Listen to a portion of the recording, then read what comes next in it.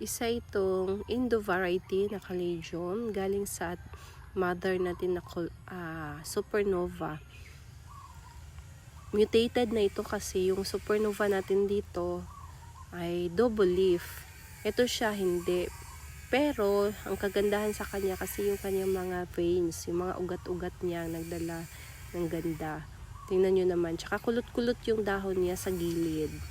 Diba? Napakaganda talaga tingnan ng kanyang mga ugat, yung veins niya. Tsaka yung kulay niya.